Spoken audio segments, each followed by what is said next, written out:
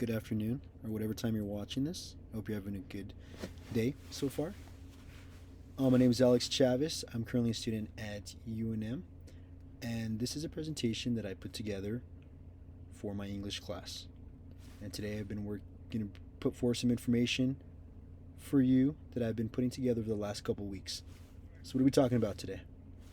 We're going to be talking about the rising need for increased community relations with law enforcement. Let's get right into it. So Albuquerque has seen an increase in crime within the last 3 years, alongside an overwhelming amount of negative surveys from current law enforcement. So that's two parts of information there. Let's go and focus on the first part because that's what the information on this slide involves. So on the first chart that we see here, the one on the top, this is Group A crimes by person. And you see here from 2018 we had 14,845, and we've currently been working our way up over the last 4 years. This is most recent as of 2021, right there. Recently, 15,765. And you can see every year we see a slow but steady increase. And this is kind of scary for if you live in the Albuquerque area. This is from Albuquerque Police Department, by the way. We move down. These are the crimes by society. Same deal. 2018, we had 3,365. 2021, fast forward 4 years, 3,910. Yes, that's only a small increase of about 600, but still, that's an increase nonetheless. An increase in crime. That's a trend. Okay, so let's talk about the next part of the slide. This has been going on, rising crime rates in the city of Albuquerque for the last 4 years that we have data on. Now, that also coincides with an overwhelming amount of negative surveys from current law enforcement, specifically the Albuquerque Police Department. Okay? So I want everyone to just take some time, take a moment to think about the worst day of your life. And I want this day to be made the worst day of your life because of an overwhelming amount of stress, pressure, and goals that other people have set for you, but they've not provided you the tools to do so. I think we can all think about a time that that's happened to us, where a professor, a teacher, a parent, a partner in a relationship has given us what seems like unrealistic and unobtainable expectations, and they've not provided us with the tools necessary to complete those expectations that are set forth for us. So that can lead us to have an insurmountable amount of stress, which is not good for us at any moment. And when we're stressed, we're not able to do our job correctly. We're not able to feel comfortable, confident. And ultimately it comes down to we're not able to do anything at all. We're debilitated and unable to take any action when we feel so stressed. And so sometimes that can lead us to have one of the worst days in our life. I'm going back to that main point. So keep that in mind while we go through the rest of this presentation, because that is an issue and we all suffer from it. So this is our current situation, pointing back to the second point what I made in the first introduction, that we have an overwhelming amount of negative surveys from our current law enforcement. So of the 823 officers that were sent the survey in October of 2021, these are the results of the survey, 85% of those said they considered leaving the force. They considered leaving the Albuquerque Police Department for another line of work. 89% of those individuals did not feel supported by their command staff at all whatsoever. 94% do not approve of Police Chief Harold Medina.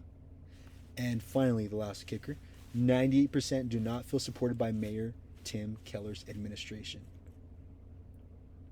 Okay? What do we see here? We see that the police force that is meant to take care of our city, to work on lowering crime rates, they're not feeling supported. They're not being given the proper tools, training, budget, and ultimately what it comes down to is support from our mayor and from their police chief. Okay? And so we'll get into how that involves the community later on the next slides, but I just wanted you to understand this is the current situation that we live in. We're living in a city where we have rising crime rates, and we also have a city where our police department doesn't even feel supported. More than 80% of them, at best, feel like leaving. Imagine that. What would we do if we had 20% of our law enforcement working in the city at any given moment? We would have our crime rates go up the roof again. And this is not new. This has been happening in Albuquerque for the last couple of years. We've had an overwhelming amount of officers actually leaving for another line of work. And it just comes down to the point of our law enforcement department not feeling supported. And like I said, we go back to that moment. How did you feel in that time where a professor, teacher, parent, or partner made you feel so pressured, had so many expectations for you, but did not give you the proper tools to complete those expectations, to meet those expectations that they set forth for you? That is a big problem, because you're not able to do the job right. You're not able to get the job done at all sometimes. And then you just feel like giving up. And that's the current situation that our own law enforcement is in. So I propose a plan that I've been working on for the last couple weeks. And this coincides with a research project that I've done recently about the same issue of how our law enforcement is not feeling supported, and things that I believe will help them feel supported and hopefully get our city on a right track, get our law enforcement feeling supported and feeling they're comfortable and supported and have the tools to complete their job correctly. Okay, step 1, officers in schools. Step 2, community events. Step 3, educating public on city officials who will work to support law enforcement. Okay, let's get into our steps, step by step. Step 1, officers in schools. I don't mean this as officers as security guards, officers guarding schools. No, I don't think that's a proper allocation of the resources. And police officers are a resource for the city to govern its people and govern crime and keep crime rates low. So let's look at the first point that I make here. So during my research project that I said I was doing earlier, I had the opportunity to speak to an APD officer, and he actually told me that they were doing a project, or not so much a project, but they were also, I guess you could say it was a project that they were working on. They were working on sending officers to schools, and he said he was with a partner, and they went to a classroom, and they spoke to the kids. They would go to them weekly, they would show them their gear, they would talk to them about what they did, and just worked to make the people or the students familiarized with the police, but also helping the students feel comfortable with the police. And that's a big issue when we don't have a lot of community trust with police, is that from a very young age there's a lot of negativity, there's a lot of fear around calling the police, and that goes for either side of law enforcement and the community. That fear comes from somewhere, and it comes from bad interactions with public and law enforcement, but they're not always the case, and it will not always be the case that all interactions are negative. No. And so here we have police officers going into schools, familiarizing themselves, befriending these children or students, as you will, and making them feel comfortable with them. And that's the whole key point of this, is making sure that kids feel comfortable calling police. They feel comfortable going to police. They feel comfortable going to police to report crime, to work with officers, and making sure that criminals who do commit crime are put away and removed from our society, because that is a big deal. Okay, and so this was a great step 1. And he said that it was kind of a pilot program, that they hadn't fully launched it yet. And so I think that it would be really awesome if we saw many more officers going to different schools across Albuquerque and doing the same thing. You know, visiting kids on a week-by-week basis, and just familiarizing the students, making them feel comfortable, making them feel important, making them feel that they have a friend in police, that they know the police officer. You know, it's not like, oh, I'm going to call the police and I don't know who I'm going to call. No, it's nice to have a face that who you're going to call. That person is going to come help me. And it's always nice to put a face to someone that when you're in a situation in which you need a lot of help. Okay, let's go to our next step. Step 2 of our project, community events. So I wanted to get an idea of just making sure community feels involved with the police, feels comfortable with the police. And when we're talking about comfort, I'm meaning on a level of friendship, right? Friendship and being able to confide in someone, trust them, respect them is a big key. And I think that all comes down to how do we blend or mesh law enforcement and with our community, and have them interact in places and times that doesn't involve negative situations. We usually only interact with police when we need their help, when something bad happens, when we're at our wits' end and there's nothing else that we can do, when we need an external force to come help us solve our problems. That's when we usually call the police. And so, needless to say, those feelings of stress, uncertainty, fear we associate those with the police, right? When you see a police officer, you think that they're only there for those certain reasons. And so that can become a big problem, an issue when dealing with the police and respecting them and working with them and making them feel supported, because we don't want to interact with them other than when we really need them. And so I hope in this next step that we can get funding to start community events where we bring law enforcement in to local community centers and we offer food to the community. We offer them a place that they can come and hang out with the officers and be in an environment where they're not pressured by any other negative external force. That they're there to communicate, they're there to collaborate, they're there to share stories, and they're there to work together and befriend each other at the very minimum, and to learn to trust each other. And so at these events, we'll have community members, they'll be invited, community leaders, neighborhood watch associations, nonprofit organizations, local hospitals, just anything where we have leaders in our community coming together and putting forth ideas and problems. And we'll have, obviously, we'll have time to eat, time to hang out. We'll also want a chance for the community to feel like they have a space, a safe space to talk about issues, talk about problems.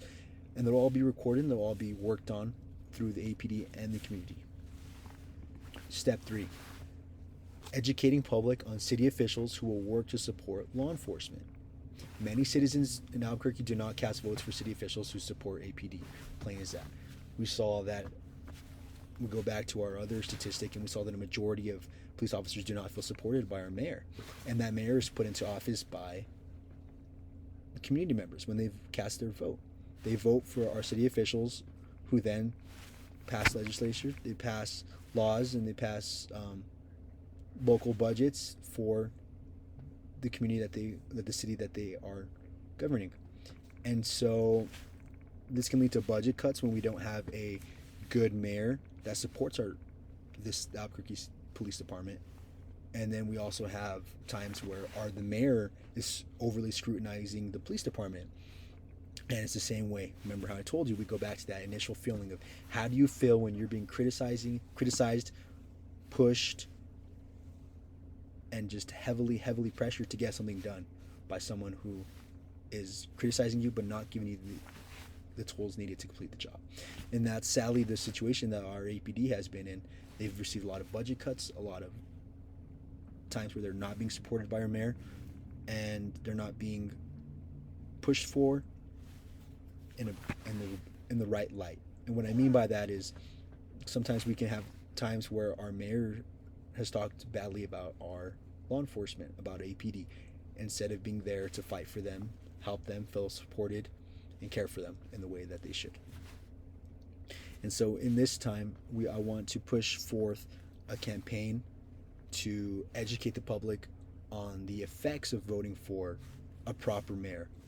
What I mean by proper is I mean by someone who will encourage more funding to go into our police departments, that it will encourage better media coverage of our law enforcement departments, and just encourage the community in general to be more trusting of our law enforcement departments. So let's talk about the cost and budget, because obviously all of this will not get done for free. So the total cost of this proposal is going to be $1 million for the year 2023, the upcoming year. Step 1, putting officers in schools. Here I want to allocate about $600,000. And this is the cost to pay 100 officers 5 hours of overtime to visit elementary schools twice a month for the year. When you do the math, $50 an average, that's about how much an officer would get paid on the hour on overtime, because we're asking officers to come in on overtime. Obviously, they have their time where they're needed to be on the streets patrolling. And this is also going to be a time where we have them come in for overtime when they're not needed to patrol the streets. So we have $50 an hour times 100 officers times the 5 hours that they're coming in each week times the 2 weeks a month times the 12 months, and that comes out to roughly $600,000 that are needed for step 1. Let's go to step 2. $336,000 is the cost to feed 1,000 people quarterly, so 4 times a year, at each of the 6 command areas, and the cost to pay 20 officers 4 hours of overtime at each event. So if we get 20 officers, pay them, again, the average $50 an hour for overtime, times the 4 hours, times the 6 command areas, because there are 6 command areas that APD has over our city, and then the cost to feed 1,000 people at each of those events. That roughly comes out to about $336,000. $336,000. Yeah, I said that right. Per year.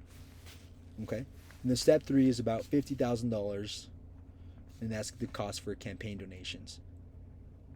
And we can use this funds to donate to people, or for people who are running for office that will support